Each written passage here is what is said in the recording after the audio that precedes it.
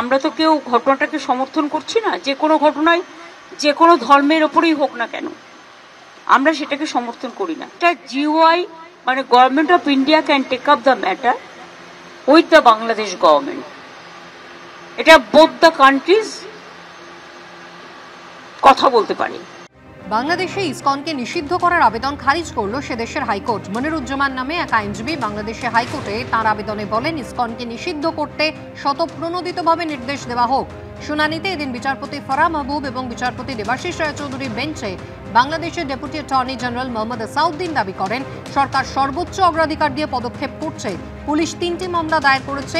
3টি মামলার একটিতে 13 জন, দ্বিতীয়টিতে 14 জন এবং তৃতীয় মামলায় 49 জনের নামে মামলা হয়েছে। তাদের মধ্যে 33 জনকে গ্রেফতার করা হয়েছে। সিসিটিভি ফুটেজ দেখে 6 জনকে শনাক্ত করা গেছে যারা মঙ্গলবারের ঘটনার সঙ্গে জড়িত ছিল। বিচারপতিরা বলেন, আমরা শুনে আশ্বস্ত হলাম সর্বোচ্চ অগ্রাধিকার দিয়ে কাজ করছেন। ঘুরে ফিরে একটাই কথা, দেশের জনগণের প্রাণ ও সম্পত্তি কারো যেন কোনো ক্ষতি না হয়, এটাই সবার চিন্তা। আপনারা সর্বোচ্চ অগ্রাধিকার দিয়ে কাজ করছেন শুনে আদালত আশ্বস্ত।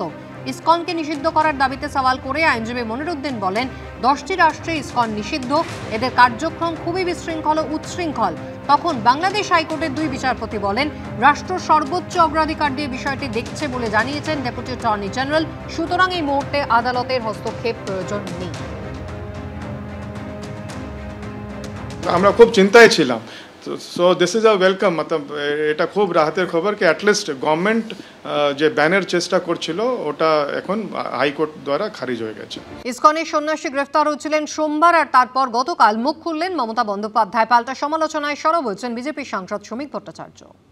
আমরা তো কেউ ঘটনাটাকে সমর্থন করছি না, যে কোনো ঘটনায় যে কোনো ধর্মের ওপরেই হোক না কেন আমরা সেটাকে সমর্থন করি না। এটা জিওআই মানে government of India can take up the matter with the Bangladesh government. এটা বোথ দ্য কান্ট্রিজ কথা বলতে পারে।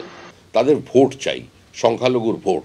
তার জন্য তাদের ওই মৌলবাদী চিন্তাভাবনায় যাতে কোনো রকমভাবে আহত না হয় তার জন্য মুখ্যমন্ত্রী সচেষ্ট আছেন। এবার রূপশ্রী প্রকল্পে উঠল দুর্নীতির অভিযোগ। বিবাহিত মহিলাদের রূপশ্রী প্রকল্পের টাকা পাইয়ে দিতে অবিবাহিত শংসাপত্র দেওয়ার অভিযোগ বীরভূমের নলহাটি 2 নম্বর ব্লকের ভদ্রপুর পঞ্চায়েত প্রধানের বিরুদ্ধে। কথা বলবো, ভাস্কর মুখোপাধ্যায় রয়েছেন আমাদের সঙ্গে। ভাস্কর, কি অভিযোগ?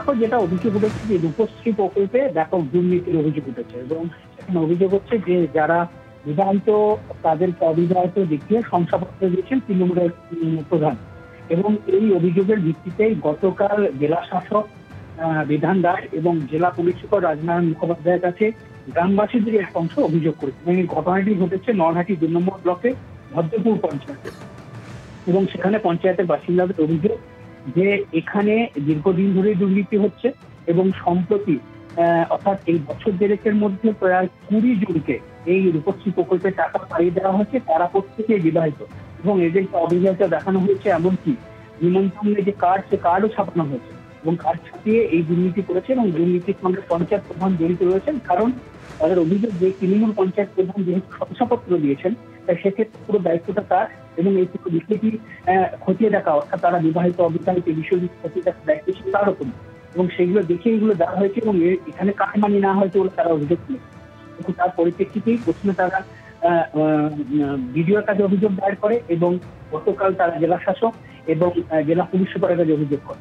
এবং এই পুরো অভিযোগ যে পঞ্চায়েত প্রধান, তৃণমূল পঞ্চায়েত প্রধান, তিনি অভিযোগ অস্বীকার করেছেন। তিনি বলেছেন যে দেখুন আমার যে সই সে সই জাল করা হয়েছে।